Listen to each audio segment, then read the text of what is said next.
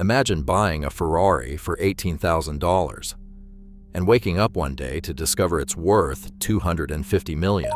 No upgrades, no modifications, no secret technology. Just one decision made in 1962. Today, collectors would give almost anything to own this car. But the real mystery isn't the price. It's how this Ferrari became untouchable.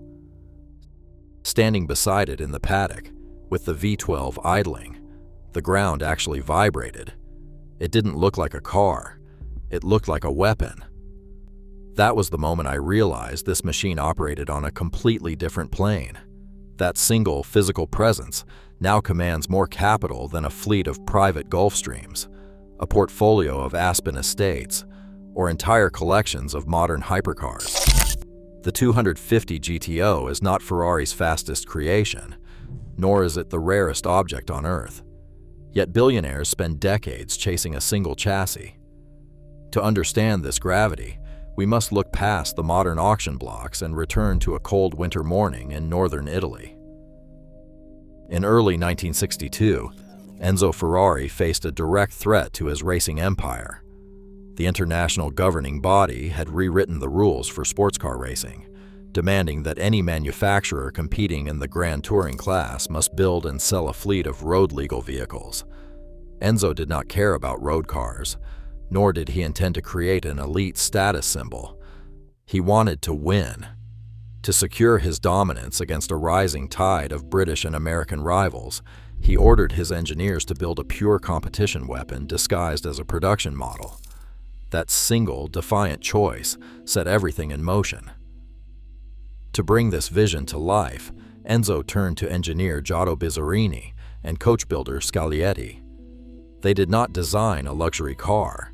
They shaped an absolute instrument of speed. Scaglietti's artisans hand-hammered raw aluminum panels over wire frameworks, ensuring every curve tightly hugged the mechanical components underneath. Because of this handmade process, no two cars were exactly identical.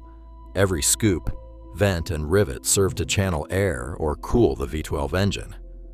They built only 36 examples. At the time, nobody in Maranello saw these cars as future masterpieces of art. To them, it was simply 36 units of cold, calculated machinery designed to win. In March 1962, the theoretical weapon faced its first real-world test at the Sebring 12 Hours. Enzo Ferrari sent the very first chassis to Florida, entered under the North American Racing Team. Behind the wheel was reigning world champion Phil Hill, alongside Olivier Gendebien. Against lighter prototypes, the front-engine GTO defied the rough concrete runways. It swept across the finish line second overall, securing an outright class victory. Hill remarked that the car was beautiful when it won. In 12 brutal hours, the unproven machine validated Bizzarini's design, proving its dominance on the track. Sebring was the opening salvo of a 3-year campaign.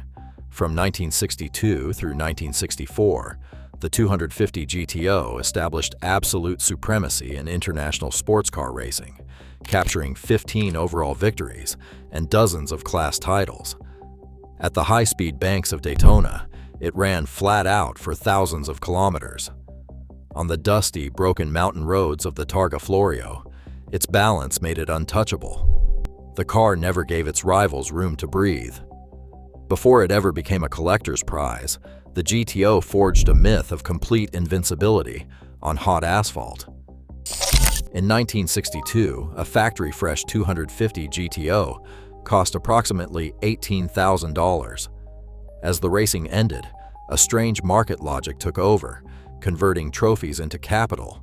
Over the next 6 decades, that original purchase price climbed from thousands to millions, and eventually to tens of millions. Public auctions established clear milestones, but the true peaks of this market vanished into the shadows of private sale secrecy. Here, in confidential handshakes, the numbers became astronomical. Insiders watched transactions in the $70 to $80 million range, designated as market-reported private sales, while the beyond $250 million figure remains a whispered ceiling. Historian Marcel Massini observes that in this rarefied atmosphere, buyers are no longer purchasing a car, but buying a physical piece of unrepeatable history, where opacity itself fuels the mystique. Yet within this elite circle of 36, a strict hierarchy exists. The market demands absolute preservation, no upgrades, no modifications. True value rests on a complete, unbroken chain of custody, original chassis plates, and race-worn metal. Documented ownership records, public appearances, and competition stamps multiply worth far beyond material survival.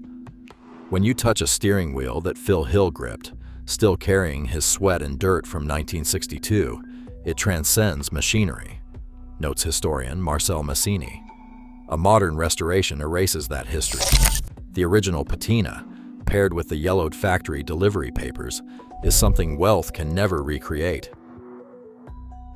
Most competition machinery eventually fades into obsolescence, discarded when a faster replacement arrives. The 250 GTO escaped this fate entirely, establishing a design philosophy that still governs the world's most advanced performance cars. Its sculpted form represents a moment when raw aerodynamics met pure human craftsmanship, achieving a timeless aesthetic that transcends nostalgia. This cultural impact was codified in 2019, when an Italian commercial court officially declared the GTO a protected work of art, legally shielding it from replica builders. It exists as a non-reproducible artifact, an irreplaceable dream machine that can never be built again. We can build faster machines, but we can never recreate 1962.